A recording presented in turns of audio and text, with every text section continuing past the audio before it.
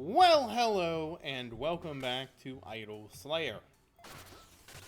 Of course, the question on everybody's mind is, when will the update? And the answer is, we don't know. The reality is, what I think is going to happen is that I'm going to put this video out on Monday. You're going to see this video Monday morning, bright and early, because I know you watch my videos right away. And then shortly after my video is uploaded, we're going to get the update. Will that be what happens? Nobody knows, except us and God. And God knows us. And at least I'm back in the saddle. So if you remember, I had lost power, so didn't make much progress. We're still at 505. I wish it was 500. That would mean we were at least halfway to a quib. Which I don't know what a quib is yet. Right now we're working on our quantum antiviruses. Once you accumulate so many TVs, you get a quantum antivirus. It's just how it works. Go buy 1,000 TVs and find out on your own. But first, before you do that, let me give you a referral link and then go buy 1,000 TVs. So we do have some quests. I guess I forgot to do these. Well, I did one of them. I don't remember what the quest I did was, but here we are. Somebody was very concerned with me pounding the spacebar, and I'm like, why? The spacebar is here to be smashed. Like, why would you not smash the spacebar? I don't understand. They were like, well, bow souls don't matter, and it's like, it's not about the bow, it's not about the bow souls, okay? It's about sending a message, and that message is smash. So what I wanted to do is pull up the news. So yep, a new version. So I'm assuming the equipment is done, so we're going to get the boomerang. That's it. We're getting the boomerang. I've called it. It's going to be the boomerang. Not only are we going to get the boomerang, but when we shoot our bow, we're also going to throw the boomerang. Because that's going to be so cool. New upgrades, new quests, new enemy evolutions, new village content, new armory items, which I'm assuming the fact that this has this, it's being worked on. And new Ascension upgrades means this is being worked on. That's what I'm assuming. New material and craftable items. New stuff. Material UI reworked. Oh, that's always good. Hold on. I scrolled too much. Some particle effects have been improved. Ascending heights. New assets. Bonus save goblins. Design rework. On your second UA, you unlock the feature of buying all available Ascension upgrades. I don't know what that means. I think there is a thing that, it'll just buy stuff for you after. I don't know. We'll find out. I don't remember this. Maybe I'm just bad at the game. Added current armory bonuses in the armory tab to get an overview. Okay, so there's now a summary. Added sword damage and stats, bug fixes, performance improvements, balance. Equipment upgrades are now multiplicative. Yeah, we knew that. Update value. The values have been changed. That's fine. Base portal cooldown. Oh, right. This is going to make it so the base portal is 4, 2, 1. And, of course, with the crafted item, you get the extra half bonus. So now my double portal, instead of the double portal idea, which I thought would be kind of cool, we just now have half-hour portals. That's fine. I mean, it's a buff, so what can I say? Ascending Heights gets nerfed, which is good. It takes too long. This should be much more palatable. And now the health values now matter because Rage Mode will deal your sword damage multiplied by 12. So if you don't have enough damage, you will damage it but not kill it, which I don't know what that means. I mean, I know what, I mean, like, you're just gonna skip monsters now unless you have enough DPS, which is sort of like, it's good and it's bad. It's sort of weird. I do hope that my sword has an ability to do more damage to bosses, though. That'd be nice. Yeah, total sale gets nerfed. Everybody, total sale. Pour one out. Gem buyer.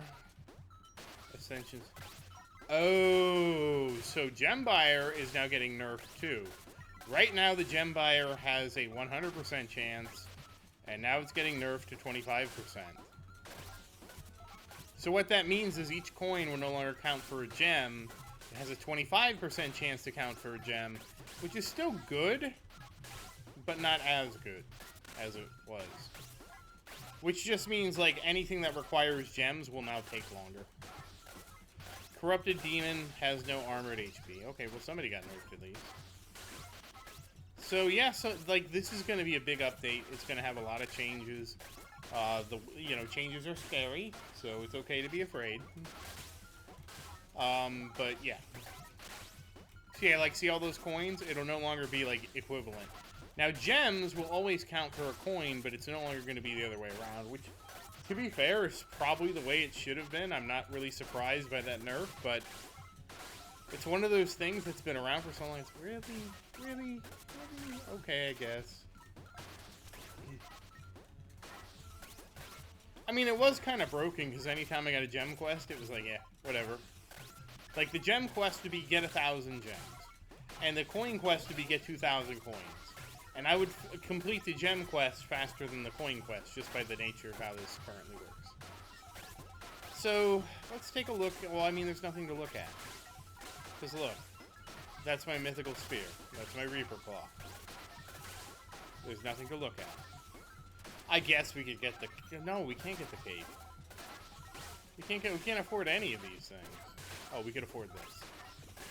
Okay, we got a better rhythm.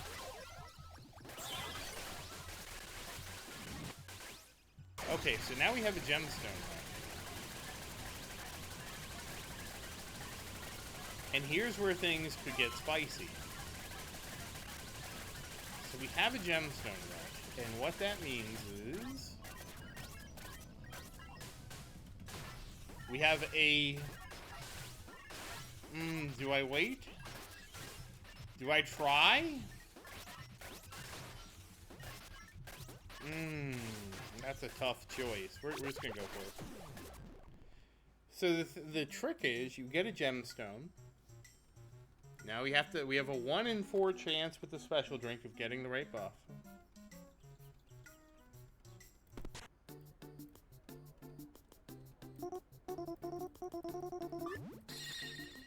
We got the wrong buff. We got soul bonus. Normally, you would want soul bonus. We do not want soul bonus.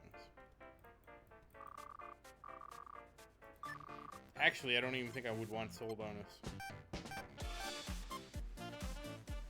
Doesn't matter, because new update has new equipment. Everything gets wiped anyways. Dun, dun, dun, dun. Dun, dun, dun, dun. You know what I want? You know what upgrade I want? I want a cell phone. And on the cell phone in-game, I want the ability to download an app that lets me gamble remotely. So you can just play roulette without going to town. That would just for the meta of having a, like, maybe it's not a cell, maybe it's a magic mirror or something, and you get the app and it lets you just do it that way. I think that'd be funny. I think that'd be a riot.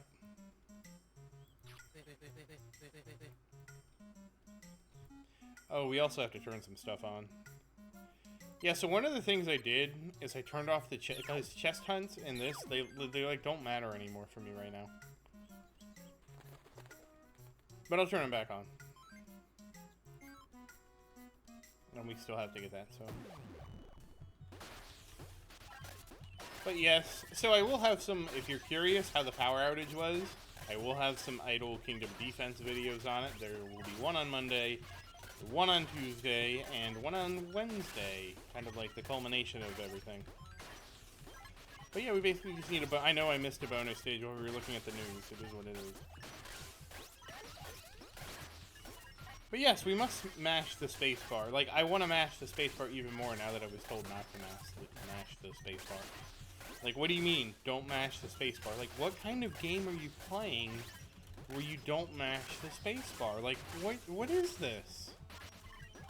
This is spacebar mashing game. That's what we do. We mash our spacebar. That's how the world works.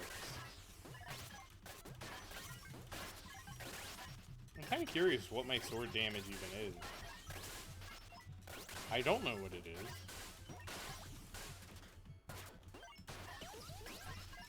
Oh, we got extra gemstone time. Okay, we need to slay some mimics. So you slayed many. We got 22 perfect chests done, so. Total missions. Yeah, I'll be honest. The one thing the Steam version lacks is it can't do notifications when the game is closed, when your minions are done. That is the one thing that the mobile game will tell you, hey, your minion's finished. So you know to just log in and resend them. So that's one of the things that the mobile app does better. And that's just by the nature of how mobile apps work. That's one of the things they're really good at. We got the bestiary is complete. Oh, we got a chest hunt. I actually really like chest hunts. Chest hunts are my favorite kind of bonus. Because there's straight up RNG, you either get the thing or you don't. And there's and unless you you psych yourself out, there's no skill issue. I'm sure some people feel like there's a skill issue here, but it's really just all luck. Just don't get inside your own head, you know?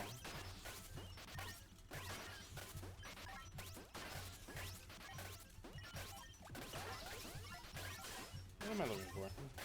There it is. No. Wow, I spent 1,500 Slayer. Oh, I had to spend some.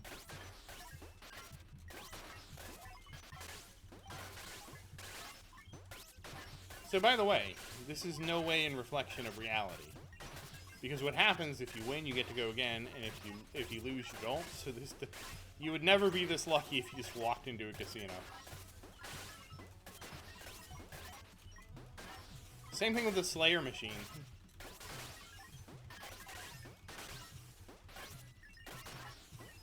Oh, we're up to 2 million diamonds. That's cool.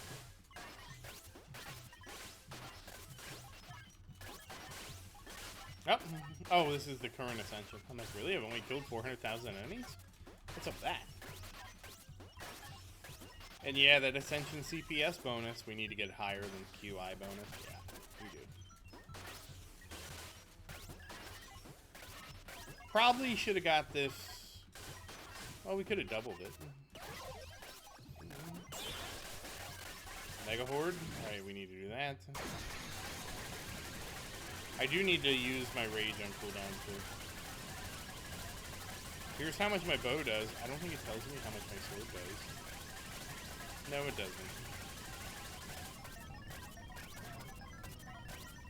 I don't even know how you improve the damage your sword does. Well, maybe that's one of the new Ascension things. You can improve the damage of the sword. We already have a sword. Oh, well, there went Ascending Heights. And we've already mastered the bestiary, because we're the best. So I don't know this, and I don't know that the update will be here on Monday. That's just a guess. I've heard rumor, but like the fact that we have like 2 things still with a, I mean, they could be done today. I don't know how hard it is to do. I like this. You know, this doesn't seem hard, right? Like new armory, new ascent. But that's such a loaded question because it depends on what they are, right? Like the new items could have really weird bonuses that aren't like anything we have so far, which means they need more work. I'm sorry, that's really loaded for me to say that because it's not fair without knowing what these are. Because like these could be like, and it could be like the programming's done, and it's like, okay, now we have to tweak what the numbers are. And that can be, the balancing can be harder than the coding, believe it or not. And I'm sure that could be why those are still there, because it's like, well, what feels right?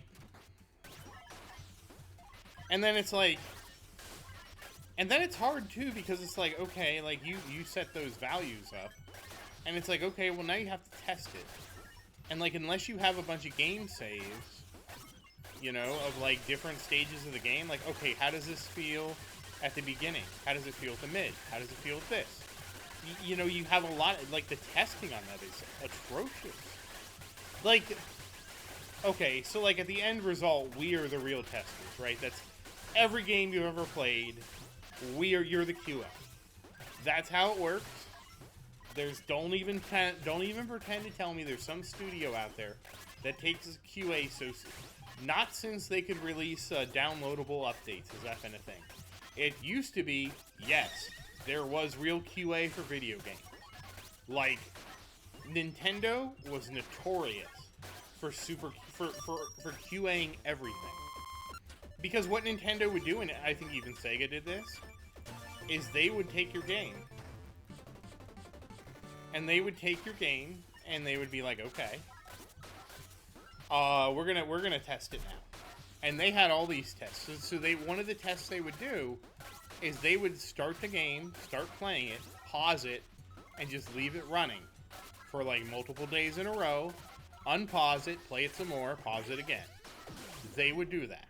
That's one of the tests Nintendo did, and the reason they ran that test was because they wanted to make sure that the game didn't have a memory leak. Because even back then with all that testing, there were still games that have multiple versions. Because what they would do is they would release the first version, and then if it had a glitch, there would be a revision.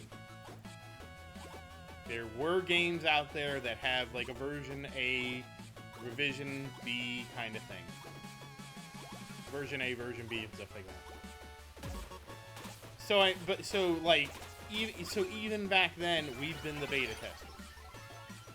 I mean, the QA testers, excuse me.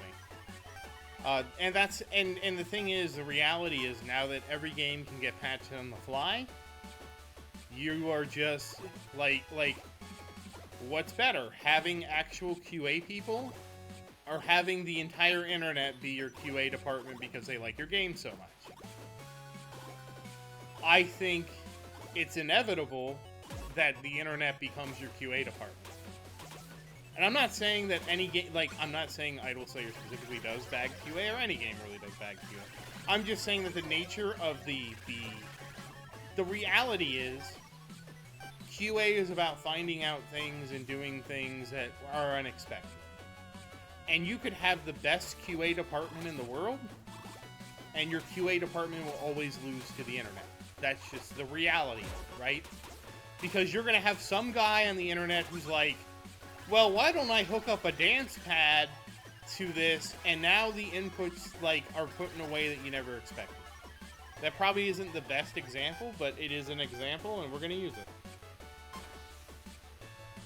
Because, I mean, I don't know, you know what I mean?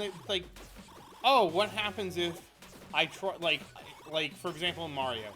Okay, the collision works this wonky way to make the gameplay really smooth, where sometimes Mario can clip through things, right? Well, the internet has figured out everything about Mario Brothers. So I'm talking about the original Super Mario Brothers, okay? All the way back to the original. Well, now I could go there.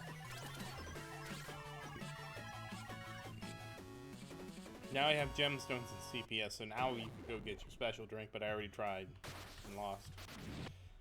I didn't expect to get that again. Okay, so we got that, we just have to reuse rate. Okay, so like for example, they know the original Mario, so now that's why you have all these weird no-clip strategies. Zero frame perfect, the jump off yourself.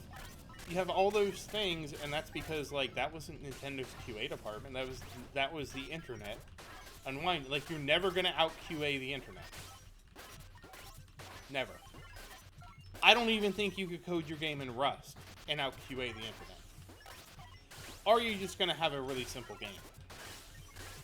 But for example, there's the hardest game in the world, the marble game. It's not a marble game. I don't know what it's called. It's basically you move a block through a maze. It's called the hardest. I don't know if it's the hardest game in the world.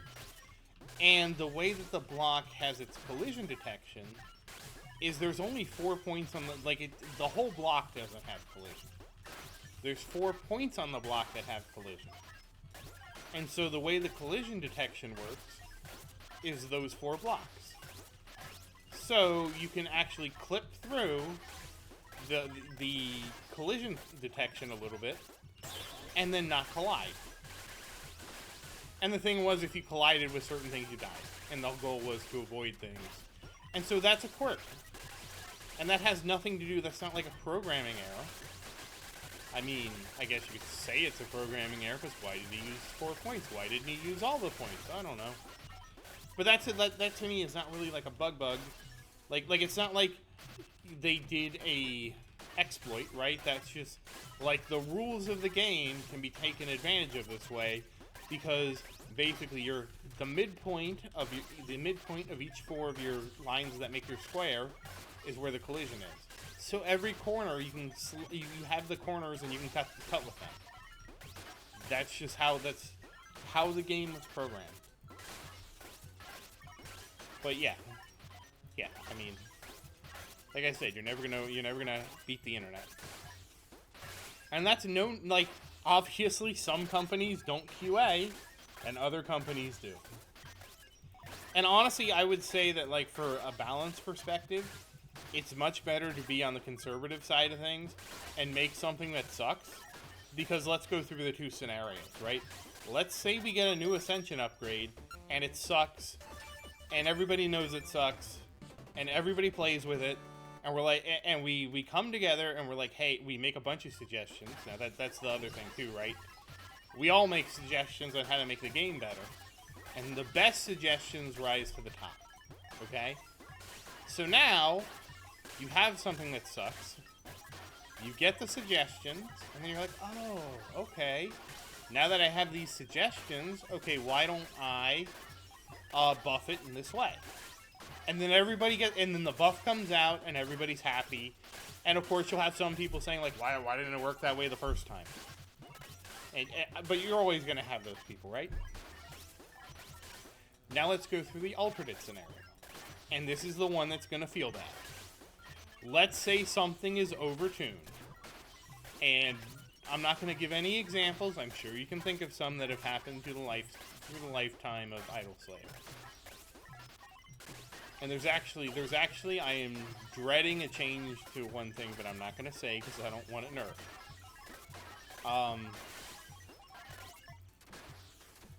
But yeah, let's just say you overbuff something. It's too strong, okay? Well, alright, let's just say...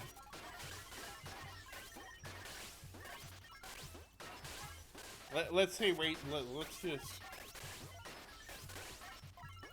For the sake of argument, say Rage Mode is too strong. It gets too many souls, it's too easy to get the pills to spam it, it's too powerful, right? And, no, I don't want to talk about Rage Mode, because I don't want Rage Mode changed. What's something else? Let's say the portal. Let's go portal. Okay. And obviously we know the portal is going in the other direction. That's why I'm comfortable using portal as an example. So let's say that portal it's too easy to go between dimensions, an hour cooldown is too short, and you can just hop through the dimensions all the time. And let's say that's the consensus of the Discord, which is obviously not, but let's just pretend, okay? Well, then it's like, well, and then let's say that Pablo agrees with that. Okay. So now it's like, okay, so now the 1 hour cooldown on Portal is too low, makes getting around too easy, it trivializes the game, and all that. And let's say, like, the Discord consensus is like 60% of the people believe that, 40% don't. Okay? So it's 60-40. So it's not a 100% or 90%. It's like a 60-40 to... Well, let's say this. It's a 51-49 to a 60-40. So somewhere in there where it's a slim majority that says the portal cooldown is too short. Well, then you have a dilemma. Because now your dilemma is, well, if I change the portal cooldown, like, somebody's gonna be mad no matter... Like, now I have to nerf the portal cooldown, and let's say it's getting nerfed from 1 hour to 2 hours, right? And let's just say, like, it's getting doubled. Okay, just for the sake of argument for this. Well, now, 40 to 49%, because remember, they're the minority that think it's fine, are now angry that you're getting a nerf.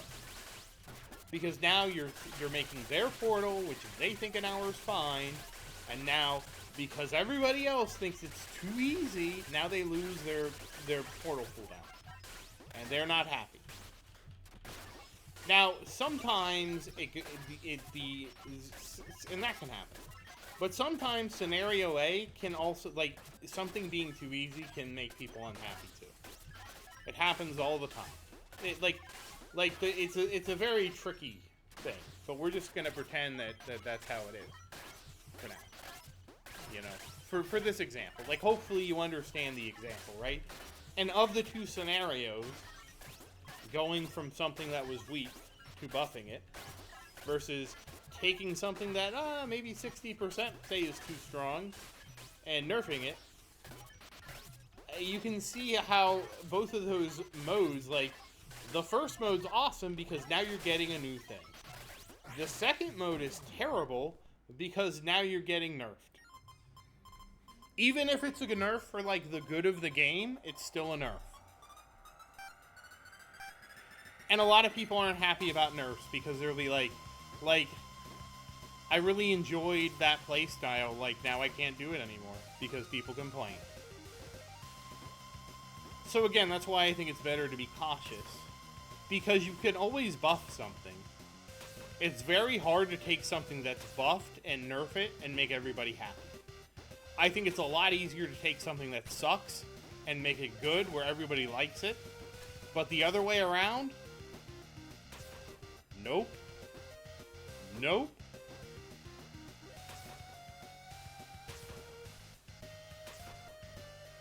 And I think a good example of that is actually Ascending Heights. The game came out, it was really hard for, and I make it look easy because I play on Steam. But for if you're playing on a mobile device, I think this game is really hard. And I think it's too long. And so we have seen the game come out where it was, like, way too hard, and it gets nerfed, and I think that's okay. I don't think anybody, even if you're, like, the master of Ascending Heights, I don't think anybody is going to complain that, oh, it's easier now because it's only, you know, 1 kilometer, 1,000 meters, instead of, 1,500 meters. I don't think anybody's going to complain about that being easier. There's probably a couple people who will complain because no matter what you do, somebody will complain. But I think it's going to be like a 90... Like, that change to me is probably like a 99-1. 99 people are probably in favor of it. There's probably one person out of 100 that thinks we should all just get good. Okay? That's just how I think it is.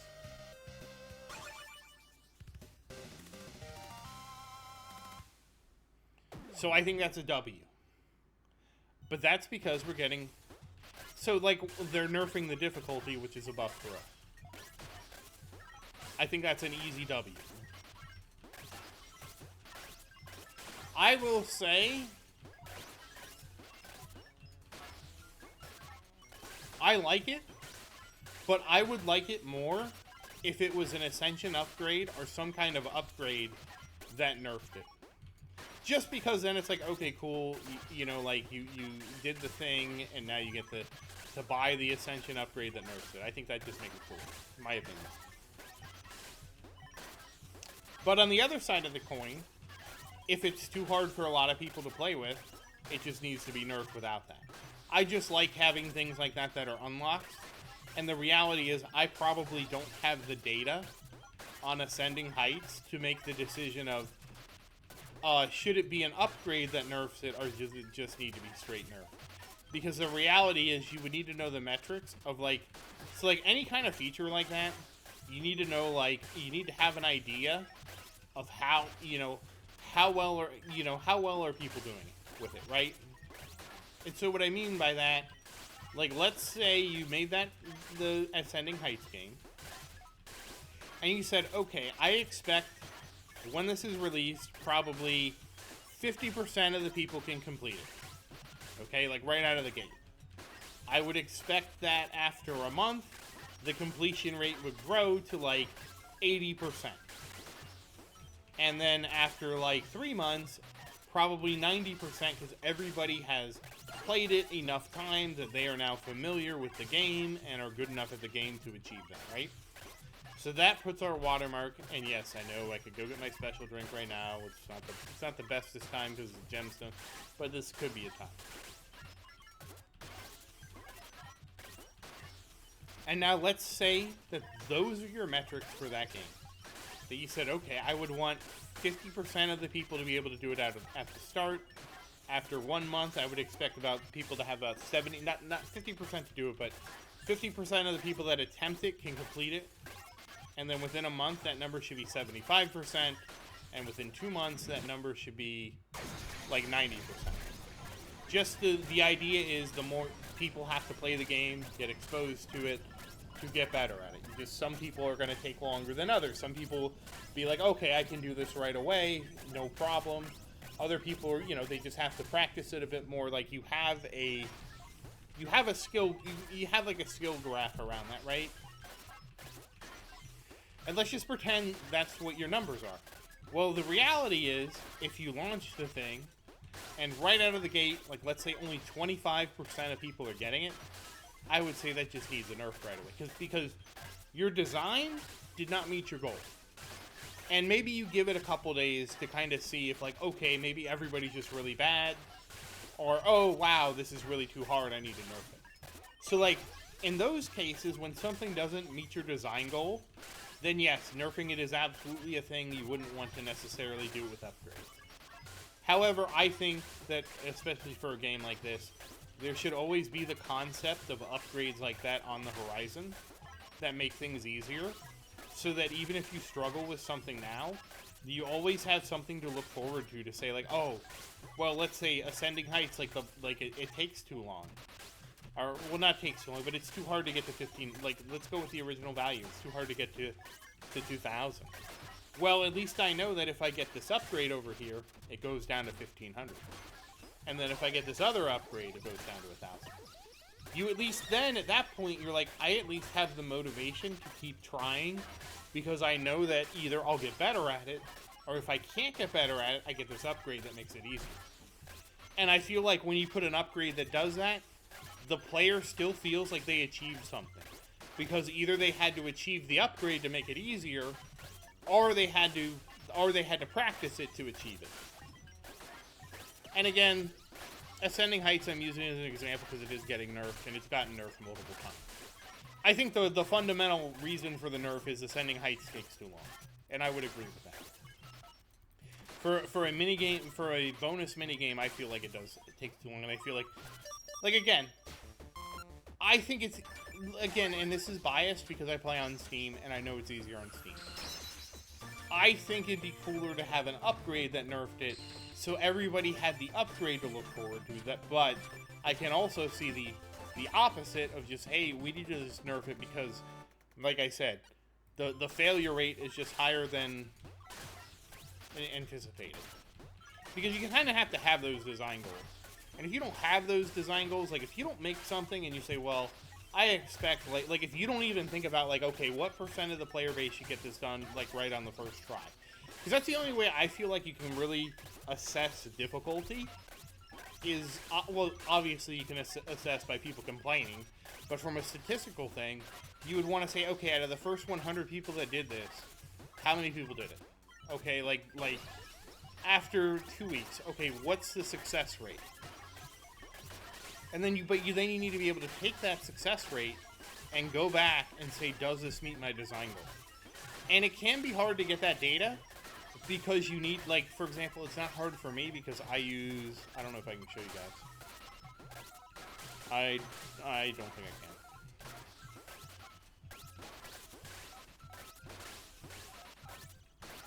I can. But I feel like since I have done the, I don't even know what it is. Yes, the cloud save. Since I have the cloud save, I think that means that Pablo could see those statistics, right? Like, they're in the cloud, he can see them, I think. I don't know. I'm assuming so. But you have to have some ability to harvest this kind of numbers from your player base. And without the ability to do that, it does make it really hard to determine. I mean, obviously, there are other ways to do it, right? You could have a poll on Discord to, like, people... Wow, okay. Do people feel like, yeah, Ascending Heights is too hard, guys? I got to 181. But you can have a poll, right? Like, does this seem too hard? You can ascertain the consensus in other ways, right? Like, for example, when you see that, like, I boot up the game, like, oh, I have Ascending Heights off. That's kind of a strong signal that, like, yeah, this mini game, I don't enjoy it. Or the reward doesn't help. It could be either one. It's more the reward doesn't help. But, you know, that's a signal, right? And you can also assess this. But I think the best way would just be to have a pass-fail reported, you know, like have those kind of metrics reported. Because I feel like if you know those metrics, you can get a really good idea of your player base, and you can even try and make correlation, right? Like, let's say Ascending Heights, even though everybody complains about it and says they don't like it, let's say the success rate starts out at 75%, and you're like, well, I wanted it to be about 50%. So even though people are complaining, now you know that, okay, well, if 75% of the time people are succeeding in doing it, well, this means that the people that are complaining, they're a very vocal minority that are frustrated. And so you at least have that data, and you can now you have an idea of, okay, I can use this for other things in the game that maybe I don't have metrics on. So, like, now I know the vocal minority of my community can be about this loud. And so, like, it's not like a silver bullet, but I really think, like, designing, like, for a video game with those kind of parameters in mind can really help you tune difficulty. That's a really long thing, but I've been thinking about that a lot because obviously, like, I want to make a game one day. I want to make an auto battle. I want to make Zerdan Gaming, no. I was gonna just be Zerdan's Tower Defense, yeah, ZTD. ZDT. Which I have to make sure, like, the name isn't taken. Like, if the name's taken, I just have to change it to something else. Wait, I said ZTD. Because, like, I have to use Zerdan in it just because I feel like that name is unique enough. Like, that was one of the things when I decided... I had two names I was going back when I was making my YouTube channel. And so what I did is I Googled both of them. And I'm like, okay, like, which name is more unique than the other? And Zerdan was the one that ended up winning. And so I'm like, okay, well, that's the name I'm going to use because it's more important to stand out and be unique on the internet than anything. So, like, if I make a tower defense game and you're looking for ZTD, that's going to stand out a lot more than, like, if I call it Tower Defense, Idle Tower Defense game with heroes. No, it's going to be Zerdan's Tower Defense. And you're going to know that it's designed by the best tower defense designer in the entire universe. And not only that, like, it's going to be hard to clone because I'm Zerdan. You're going to know that the other game's a knockoff. That it's not an original. It's not a Zerdan Gaming original. You're just going to know.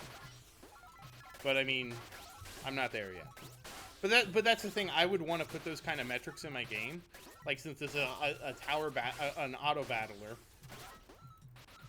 I wouldn't be looking at pass-fail. I would be looking at stats like,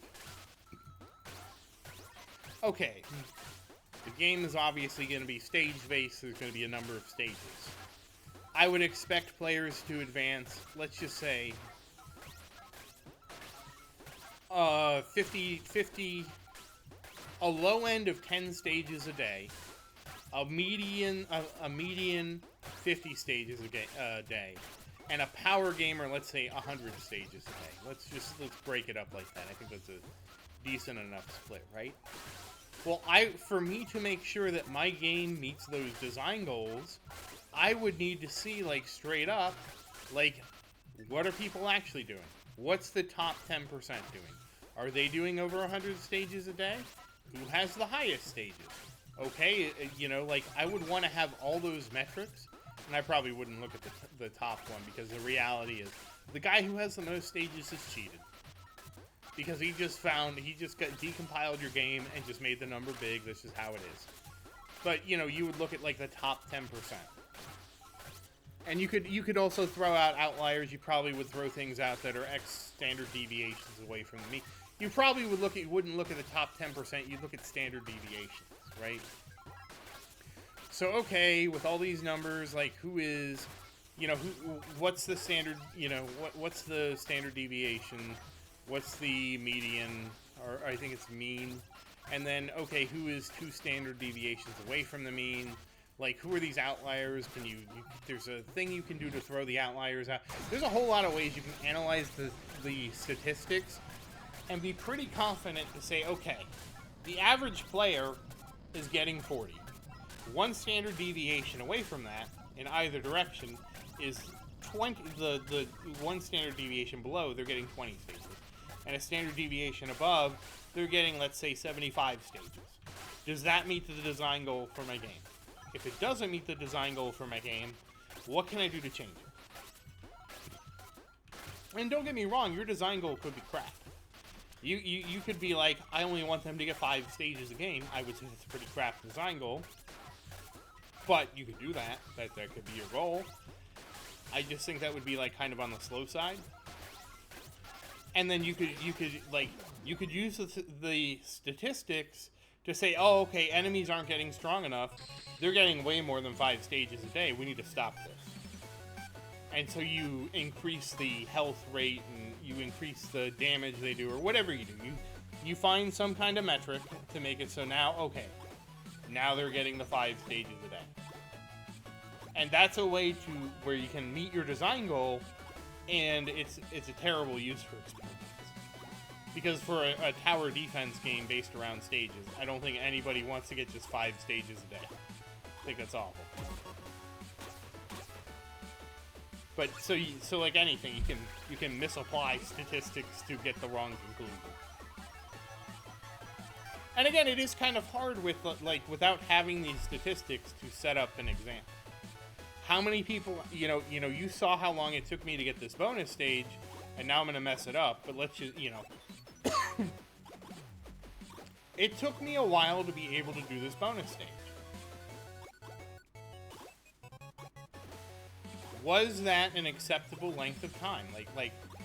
Was I a slow person with the bonus? It could be. I don't play a lot of platformers. I tend to avoid platformers. I don't really like them as games. Nothing wrong with them. I can understand why people enjoy them. I just don't care for platformers. Like, if you asked me, like, Nate, here's 20 different types of games, what do you play platformers? Because platformers, you have a set of rules, and you have to learn how to execute those set of rules. And if you can't execute to that level, like, if you can't make the, like for example, you're playing Mario, and you have to jump specifically, you have to make a specific jump across a canyon. You can't go level Mario up to make him jump further. It just doesn't happen. So you just don't make the jump.